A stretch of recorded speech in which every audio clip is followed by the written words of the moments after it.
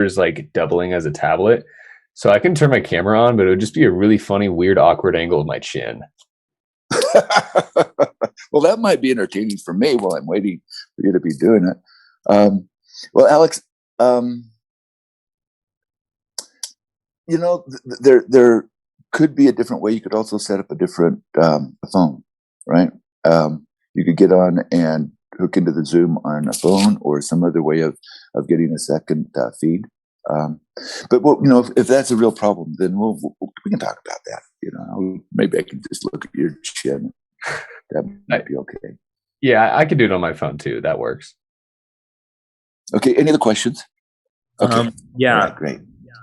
Professor, I sent you an email a while back, and you have not. I've just been trying to get a hold of you that way. You said that was probably the best way to contact you, but I just wanted to check and make sure. Well, who's this is talking? I'm not seeing. Oh, Cameron. This is Cameron Vale. Yeah, Cameron. I saw your email. I think I've been answering those. I think I was looking at them last night. I don't know if I sent that off, but and part of this is the confusion of where you should be going for different activities. If it's issues with grading, you need to be contacting the TAs. I think issues associated with, because typically if I'm getting those grading issues, I will send those off to the TAs. And so that kind of gets out of my loop. Anything to do with information or, the videos and that type of thing, I'm pretty much on top of that. So Cameron, if I didn't respond to that, there might be something else that maybe slowed me down for that response, or maybe that got sent to the TAs and they haven't got back to you. But I do try to make sense. Yeah, I do try to be pretty responsive with that, especially in a bit that's got issues with understanding the material. I respond really quickly to understanding material. Questioning, grading, it's like that's a little bit of a slower response for me. It has to go through other people. I just want to make sure that it got through. So thank you. Yeah. Okay. Any other questions? Have you been able to post homework solutions, Professor? I think the homework solutions have been being posted. Yeah. On Canvas? Yeah, I believe on Canvas. Yes. Okay. Yeah. I do get those messages coming in from the TAs that, and we've got it set up so that we've got two TAs. One TA is responsible 1 week, and then the next TA is responsible the next week. And the idea is to get it set up so that they put together the solution sets, get those set up, make sure all the homework infrastructure is being taken care of. Okay. All right. Good. All right. Anything else? Okay. Somebody's saying, can we get on with the review already? So let's get on with the review already. And I think maybe a good way of doing this is to go through the practice midterm exam. So let me go ahead and do that.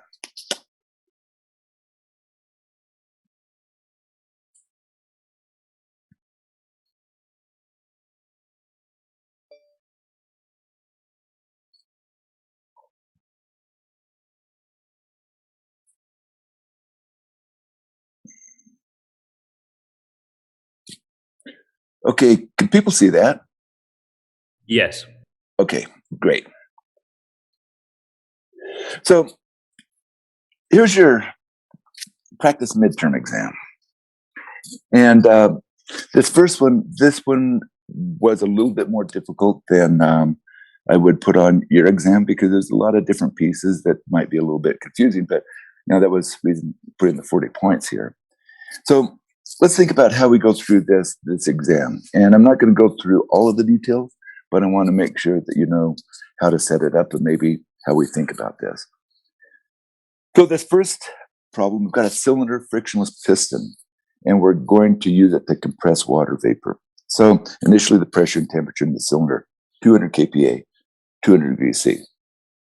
So we're going to increase the pressure while the temperature is held constant until the water is 100% liquid. So we know in all cases, the temperature is going to be 200 degrees C. What is this PV diagram going to look like? Well, here's my dome. Right? PV. And I'm in the superheat region. So I'm out here someplace. Not particularly high temperature pressure. And now I am going to increase the pressure while the temperature is held constant. Now you can go to different places in the book and really back into chapter, I think, 3, and they show PV diagrams and what it looks like for a constant temperature process. And a constant temperature process goes like that. Whoops, that's a bad angle on that. This is actually, let me put this flat. So it's more like this, constant temperature. Okay, and then after that point, once I reach that temperature, this comes over to here. That's my PV diagram. So we've got a couple of different processes here. So we've got to get the area into this curve because we're asking for work. So a few things. One is PV diagram. At what pressure does it begin to condense? What is that pressure right there, in other words? How much work input into the piston to the point where the water begins to condense? Well, I've got to do the area under that curve, right? Then how much work past the point this water starts to change from a saturated vapor to a liquid? Well, I've got this much work. Okay. And then the last part is how much heat is transferred from the cylinder during this entire process. So PV diagram, what is that pressure there? How am I going to get that? What do I know? Saturated temperature and current pressure. And saturated conditions. Yep.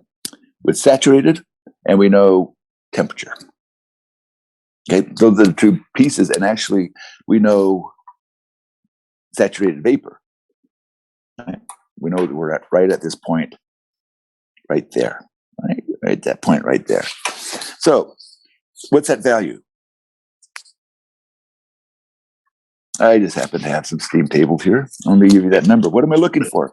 You're looking at, would you look at temperature and then the saturation pressure, which is like 1554? Exactly. Yeah. So temperature is held constant.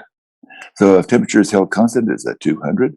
And at 200, then if I look at the saturated pressure, it's 1554.9. Okay, so I'm going from 200 kPa, and I am compressing that by a factor of about 7. And I'm now at 1552 up here. And now I'm going from there to the other spot. Now, if I have to do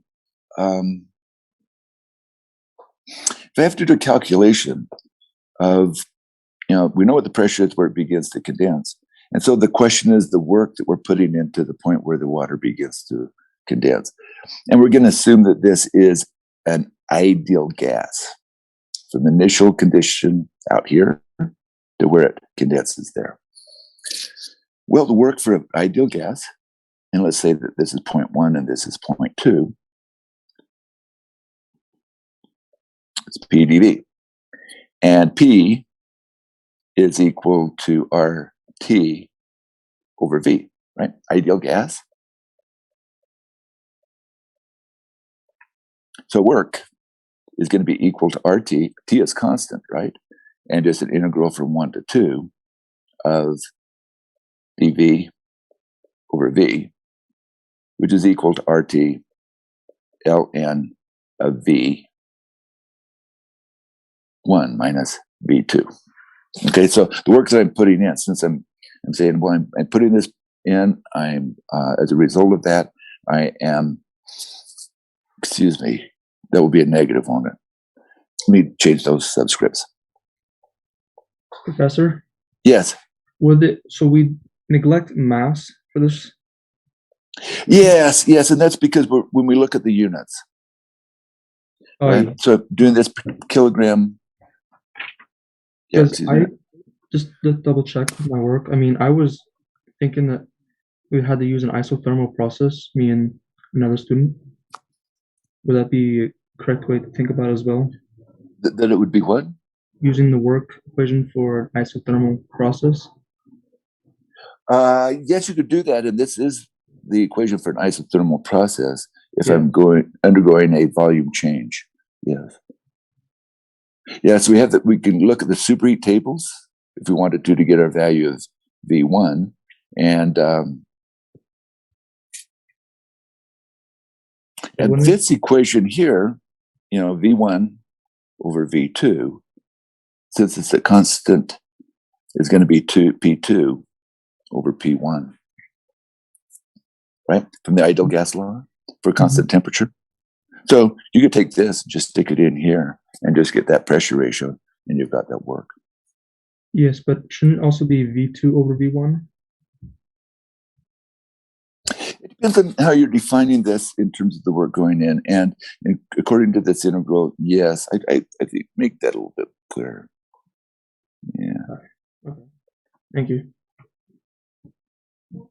Yeah, the way I've described that integral, that should be 2 over 1. Now, keep in mind that the specific volume there is less than that. And so that this implies that so in this term, this is going to be negative. And so this is the work by the system. And so this is work to the system.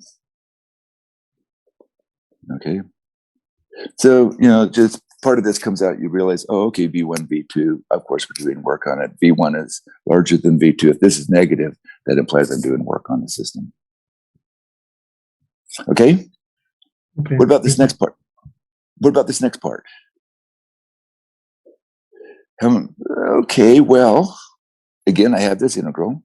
My work is now just equal to P2 times V2 minus V3. And this point here is 3. Okay, so just the area under this curve. And I'm just going from saturated vapor at 1554.9 to liquid at 1554. So somebody give me the specific volumes. Specific volume at 2.2 right here.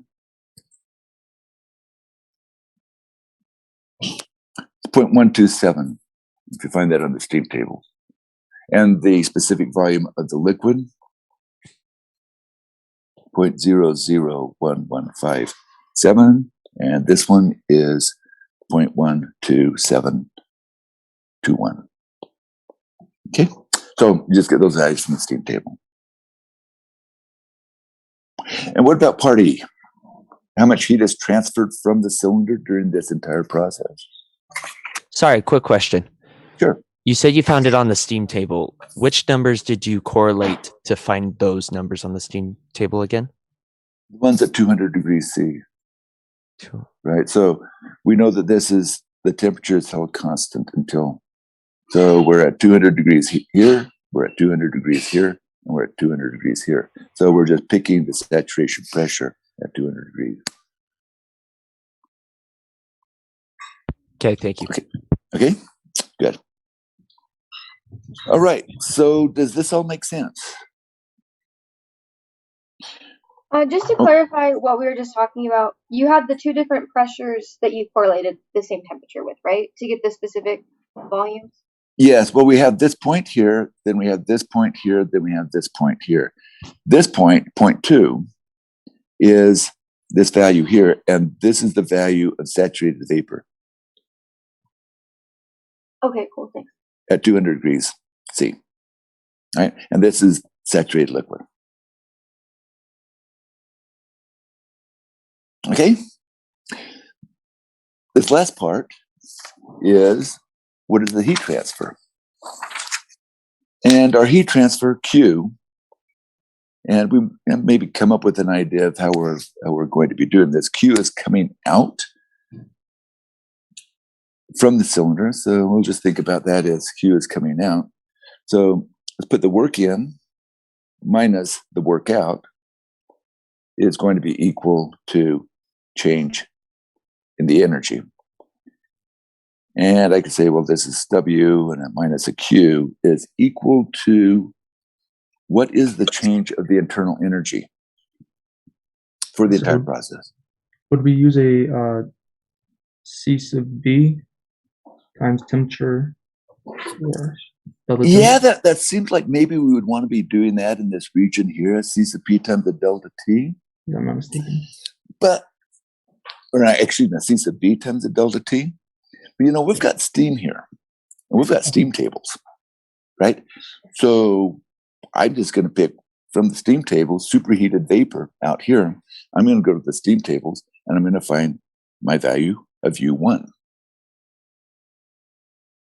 I don't really care much. All I know is I'm worried about the difference between those two different values. So the change in the energy through the entire process is U1, this value out here, and then the value back here. So that's just U3. So Q is going to be equal to U. Let's see. Q is going to be equal to, let me just back off here, W minus U1 minus U3. Okay. So it would normally be this, but I've also then changed the energy level of increased the energy level. So this is the work that has been put in. So that's the heat that I'm going to take out, but I'm going to subtract off that difference in energy going from this point to that point. Okay. Professor, this might be my problem, but would it be U3 minus U1? Oh, these are these internal energies. Yes, sir. But I mean, would it be delta U, which would mean final minus initial? If I'm not mistaken. Did I write that down wrong? That would just change the direction. Oh, okay, so it wouldn't really matter as much. I Yeah, guess. the negative sign just determines which way the thing's going. So it's really dependent on which way you're defining Q is moving. Yeah. And in this case, we're defining Q as coming out. Okay, sorry. Thank you. Yeah, but that's okay. I mean, these are good questions, and a lot of times it's how to write these energy equations. Where do you put the different values? But in general, if you just go back, say energy in minus energy out, however you define that, and then you just set that equal to the difference. And you know what? You are right. I should have been in here, and this would have been much clearer if I would have just made that as. That's U3 at the change. Okay. I apologize. And I'm going to change those two also. Okay, so let's think of it again. We put energy in, and the heat that is being taken out is the energy that has been put in, and then the energy that minus energy that has stayed there, which is U3 minus U1. Okay.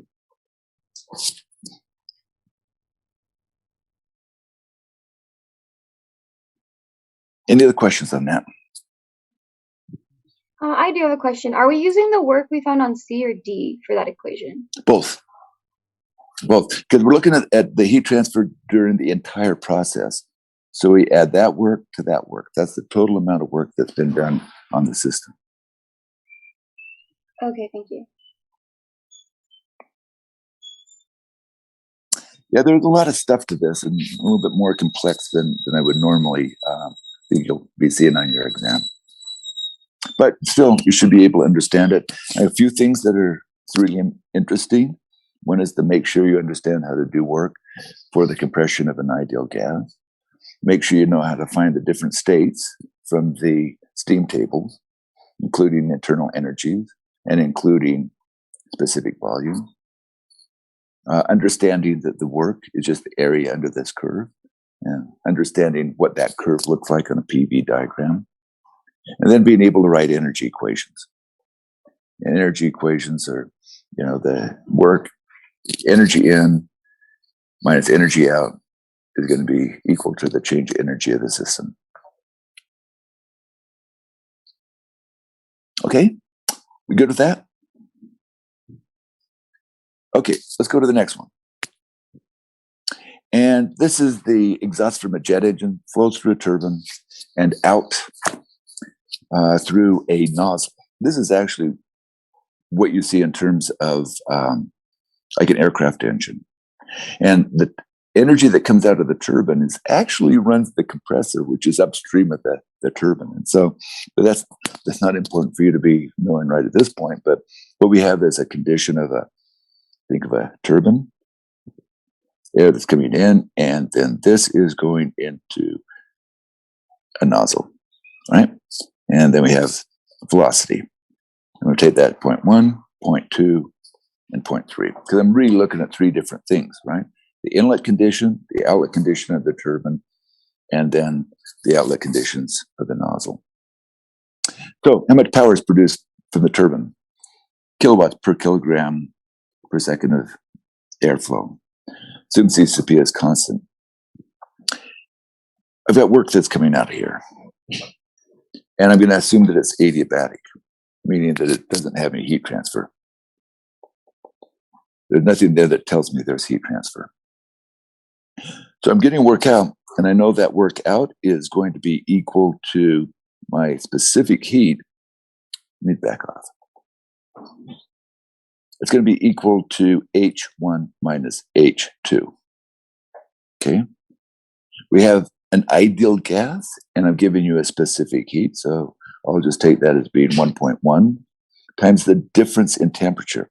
And the difference in temperature between 1 and 2, at 1 it's at 600, and at 2 it is at 400, and at 3 it is at 100. Okay? So the temperature difference across the turbine is what?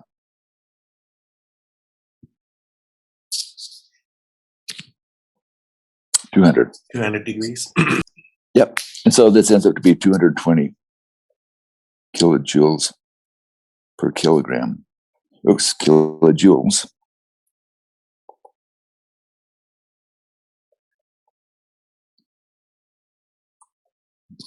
Okay, and the units that I'm asking for a little bit, what is the power produced kilowatts per kilogram per second of airflow rate? And so that's this number here, kilojoules per kilogram. Okay, what is the velocity of the air as it exits? Well, what we have is no work, and there's no heat transfer. So we know that H1 plus V1 squared over 2, and there's no change in elevation. So I'm going to set that equal to H2. Excuse me.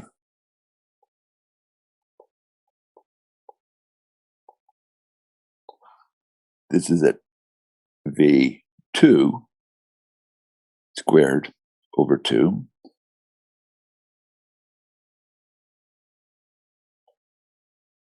Professor, would that mean that would be H2? Just a moment. I just realized. Sorry. Yeah. Yeah. I was thinking back here, just doing ones. Okay.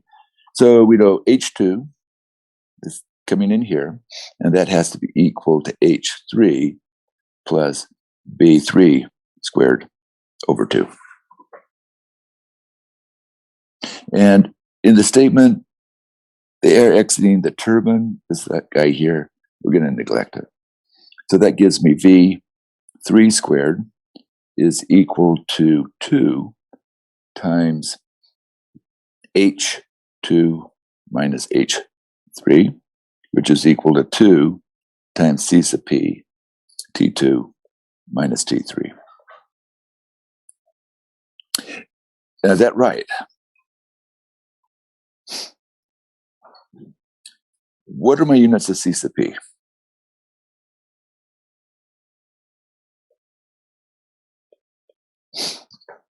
So this has got to be in kilo. That'd be kilojoules per kilogram times the Kelvin. So Yeah. we'd have to convert the temperatures. Well, actually, no, it wouldn't make a difference, right, on a delta T. Yeah. Yeah. Yes. So I would divide that by 1,000. Okay. Because this is going to have units of joules per kilogram. Okay. And this is going to have kilojoules per kilogram. So to make them consistent, I need to divide that V squared by 1,000. So my V3 just ends up to be 2,000 times C sub P times the temperature difference, which is 300 degrees C. Okay.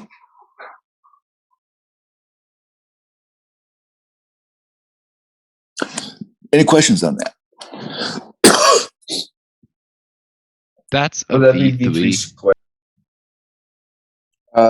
Yes. Thank you.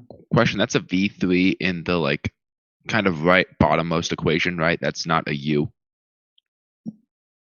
It should be a V. What, Okay. this one here? Yeah. Yeah. That one? Yep. Those are V's. Okay. I mean, there's nothing really very difficult on this problem. You know, a turbine and a nozzle, you should feel comfortable with both of them. And in this case, we're just adding them together. And I'd say that work would go into the compressor, which would be upstream of that is then running your jet engine. So you've got a compressor, and then that goes through a turbine to be able to produce the power to get the energy into the compressor. And then the net result is that the rest of the energy that you're putting in terms of jet fuel is all going to velocity. And that's where you're getting the thrust. Okay, we clear on this one? Oh, how are we doing on time? We've got a couple more to go through. But I had a question, Professor.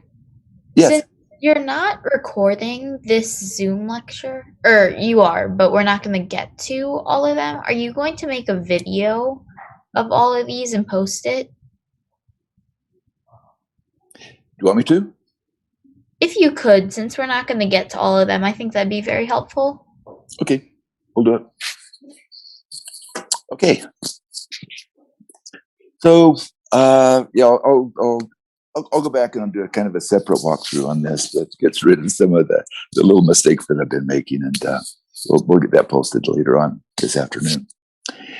Okay, so this next one, the compressor takes an air at atmospheric pressure and 25 degrees and compresses it to 300 kPa. So I've got a compressor,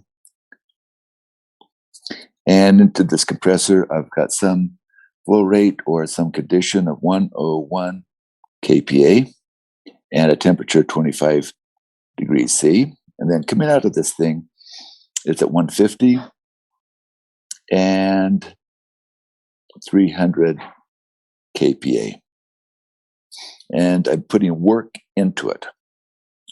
And I'm saying that I'm putting work into it because it's a compressor, right? I know that I'm putting work into it, so might as well write the terms out in the right direction to get this right. So I look at this problem and I would say, well, that work is just going to be equal to H2 minus H1, because there is no heat transfer. That was for the first part. The second part, I'm asking for heat transfer, but I'm changing the temperature coming out. So work is equal to H2 minus H1, which is equal to C sub P, T2 minus T1, which is like 1.1 times 1.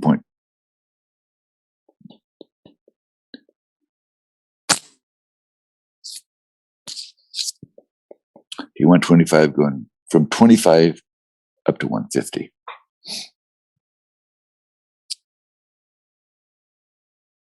Okay.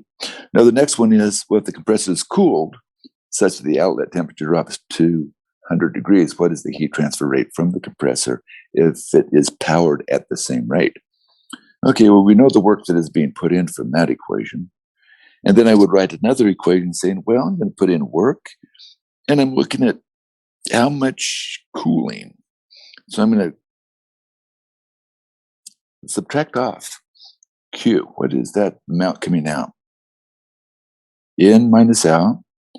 And that's going to be equal to the change in the enthalpy across the process, which is Cp times T2 minus T1. Well, this has already been worked out as 1.1 times 125.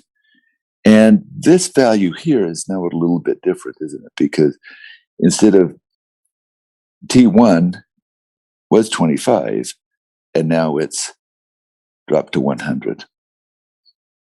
So if I go through the numbers on this, Q then is equal to work minus C sub P, T2 minus T1, and that work is equal to C sub P.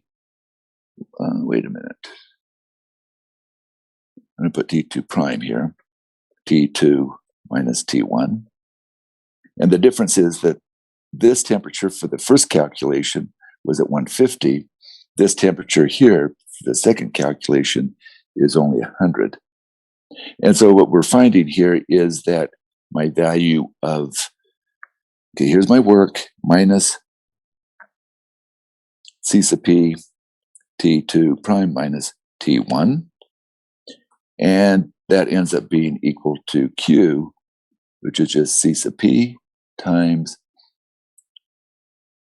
the original T2 minus T2 prime, and that's just equal to C sub P times 50. I mean, I could have thought of it this way, or I could have said, well, I'm going to handle it a little bit differently. I'm going to put another little system in here. I'm going to take out the Q here, and then this is my overall control volume. And you'd say, oh, okay, I get it. The Q that I'm taking out has to do with the temperature that would have been coming out of here normally. And then the difference in temperature if it's normal versus now back down to 100 degrees, which is 50 degrees difference. And so that 50 degrees is all a result of heat transfer. So I know my specific heat. I know that 50 degree difference. And so it makes a relatively simple calculation. You go back to here and go through all of that. But once you realize, back to that equation, oh, I could have modeled this as a compressor and then a little heat exchanger on the back side of it, and it would have had the same outlet condition. I've just defined my control volume a little bit differently. Okay, is that clear? I actually have a quick. Yes. I have a question on your C sub P value. So looking at table A2 and the textbook, it says for ideal gases at 300 Kelvin, then it gives us a C sub P value of 1.005. Is that what you were aiming towards, or did you do something else? For the C sub P, no, that's a good number. Yeah, so I think I put one. Supposed to be Did I put it in 1.1? Did I specify that? In the previous problem, it was specified. Oh, well, okay. What are you finding in the tables? Yeah, 1.005. 1.005. At 300 degrees Kelvin, so I don't see how valid that would be.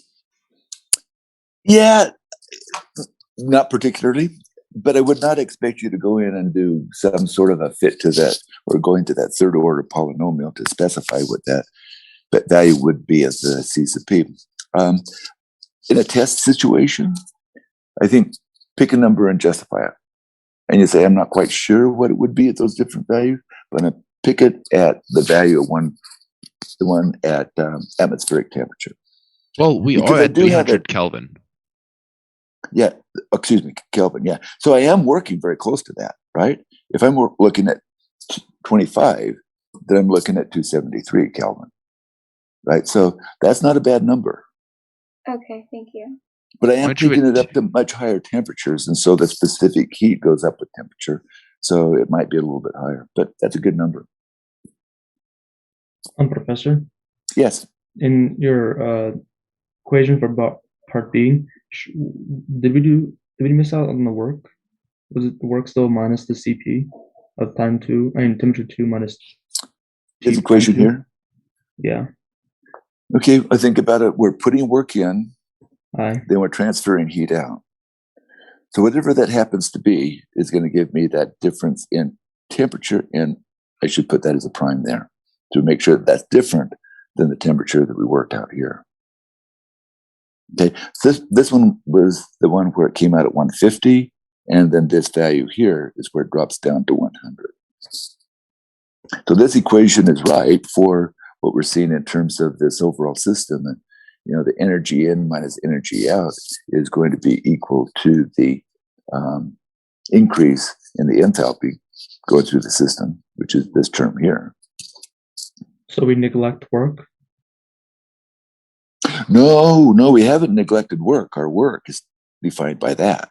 Yes. Right? That's this term. And then I'm just saying, and then I'm subtracting off that, which is giving me this. But I look at this equation here, and I can see my T1 is, I'm going to cancel out. Sorry. Yeah, I see it totally. Thank you. Yeah. Appreciate it. Yeah. Okay. Any other questions on this? Okay, let's go to the final one. And that is saturated water at 150 degrees flows through a throttling valve where the downstream pressure is 100 kPa. What is the quality of the steam? I would say, what is the downstream?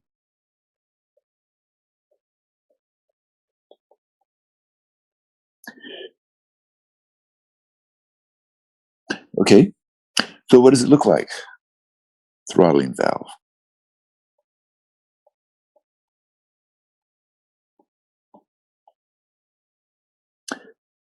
So what do we know about this throttling valve? What's our energy equation? There's no heat change or work being applied to the system, right? So H1 equals H2. Exactly. And H1, I can get that from my steam tables.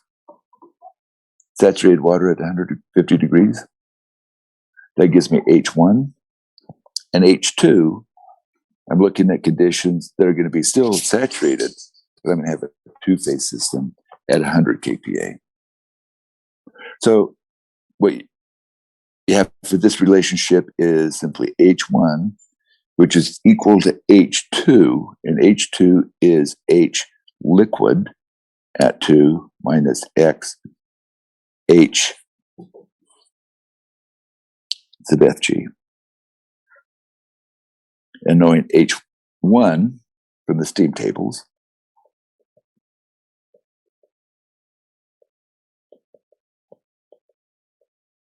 at 150 degrees C. And then these values here, those are at 100 kPa. So it's like 98 degrees C.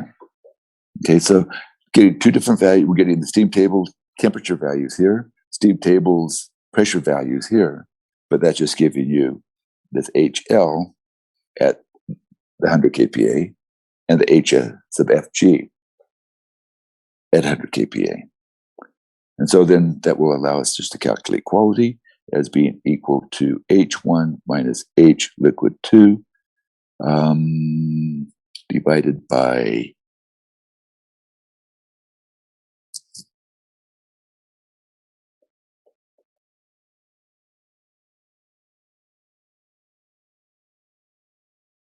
Shouldn't that be plus X that's H a negative. of G? Yeah, that's a negative. Yeah.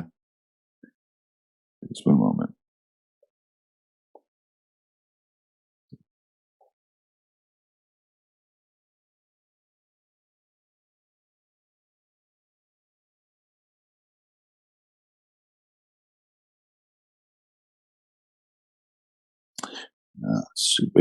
Wait. Isn't the equation H2 is HL2 plus X HFG? Yes, that's it. Thank you.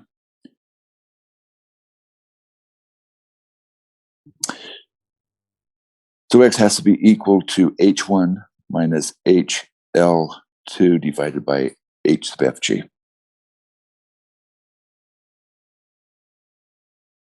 Okay? So pretty simple. Just look these two different values up. This is again at 150 degrees C. This one is at 100 kPa. And this one you look up at 100 kPa. Okay. Any questions on that? I do actually have another question. So looking for the one at the temperature of 150 degrees C, it doesn't match with the saturated pressure. So Oh, well, those are different conditions. Yeah. Yeah. We have an upstream pressure and a downstream pressure. Yeah. That's the thing that's going on. We've got a P1 and a P2. This is the valve, right? So we've got a pressure drop against it. Okay, Yeah. thank you. Yeah, I get it.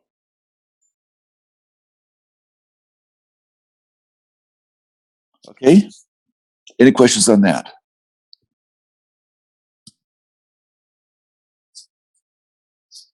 All right. This may be one last little piece of information. And so for your exam, I would imagine that you're feeling like, okay, there's a lot of information here, and you're feeling really pretty overwhelmed about all of this. Sometimes it seems like students at this point are like, there's a lot of material here. We've gone through 5 chapters, but let me try to just break this down a little bit. You know, the first thing that we're looking is that we're just looking at an equation of state, or just maybe not even equations. We're just looking at defining states.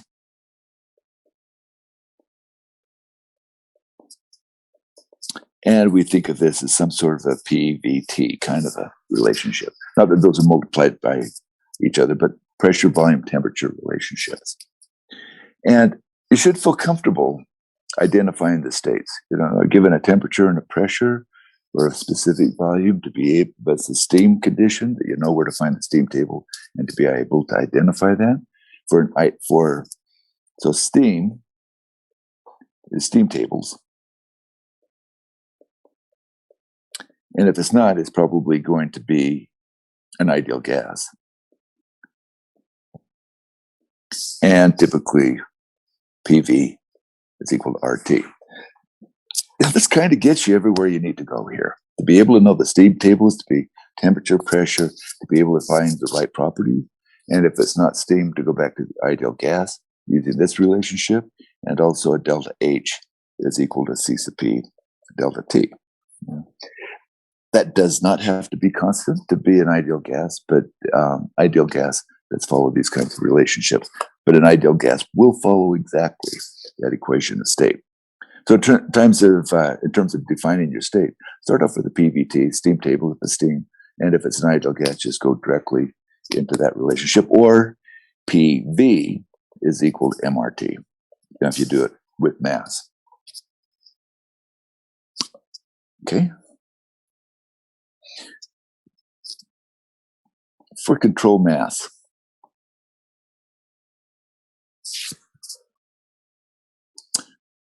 we've got a system, we're adding in heat and work. And we know that the work that we're putting in is an integral from point 1 to point 2 of P dV. Okay, so whatever the pathway is, go back whenever you're calculating the work. Think about that integral. What is my integral of P dV? The other part of this then becomes an equation of state. An equation of state would be work plus, not an equation of state, but energy balance. Work plus the heat is going to be equal to change in energy. And that change in energy is like my mass times U2 minus U1. So these are relatively simple in that they're pretty much always going to follow the same pathway. And the same as the pathway we talked about on the first problem on the practice exam. And that is that we look at these integrals and we calculate the work based on area under the PV diagram, under the curve on a PV diagram. And then knowing the work, we can get table or different values for internal energy differences. If this is an ideal gas, that's a C sub V times T2 minus T1. And for Cp is equal to Cv plus R. Now keep that in mind.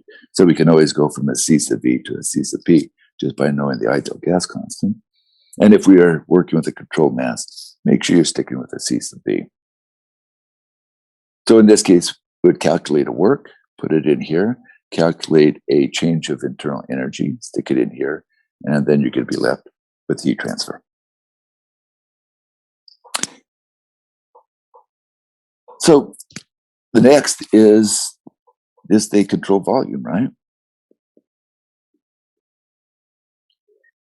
And you can think of these as being steady state.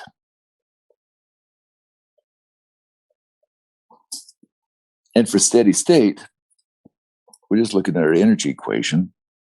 Summation of mass N times H plus work N plus Qn is going to be equal to summation everything coming out. My mass flux is coming out times the, excuse me, let me back off just a bit. I'm going to put that in as a theta.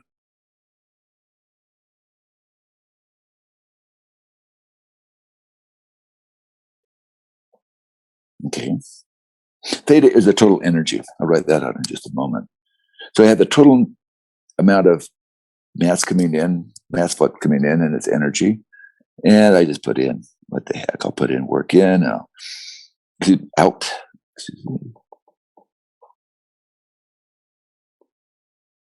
Plus Q out, where my value of theta is equal to H plus V squared over 2 plus GZ.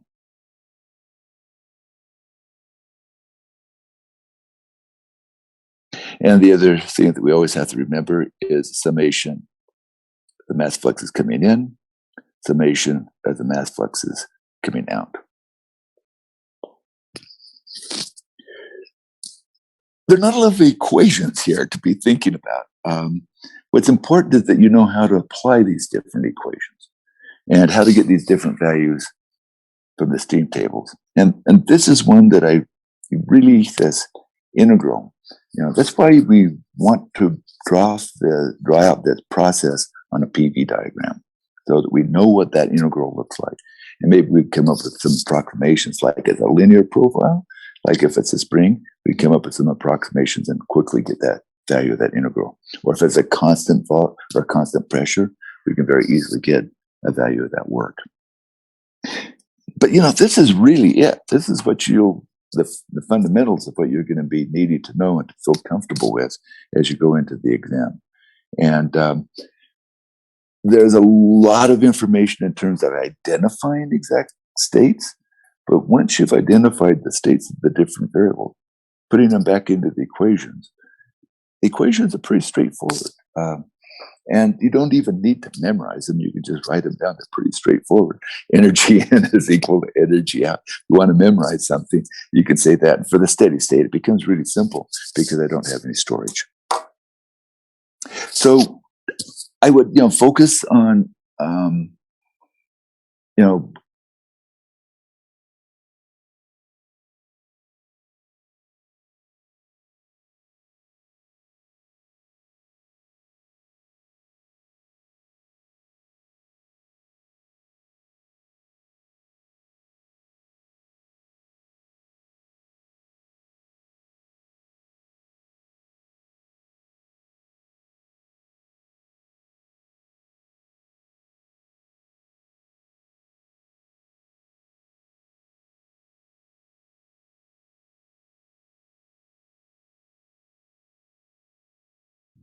Professor, we can't hear you.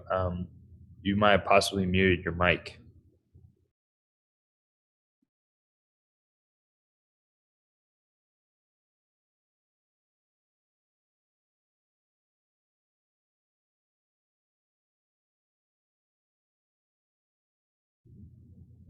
Professor Udell, we still can't hear you.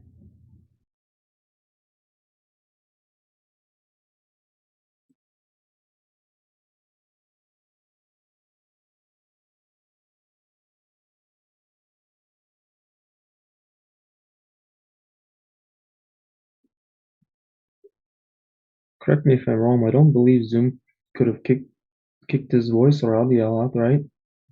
He might Especially for a special accidentally time. muted himself, is what I'm thinking. Say that again. He might have muted himself accidentally. Well, we don't see a mute symbol on his I guess. He was Picture. wearing a headset, so he might have unplugged it. Possibility. Yeah, something happened. I know this happens every Monday at about 9:30. It just cuts out.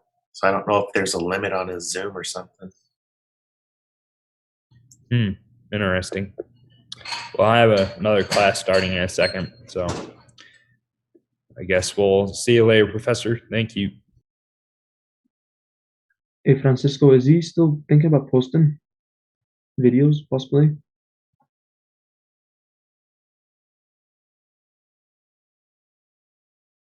You're muted.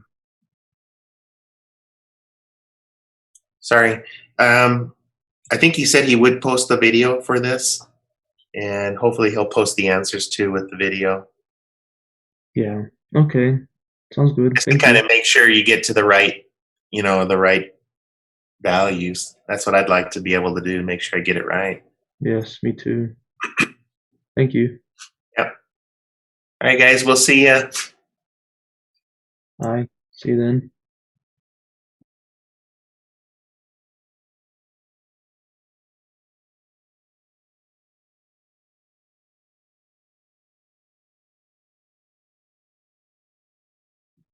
Well, thank you, Professor Udell. Have a nice day.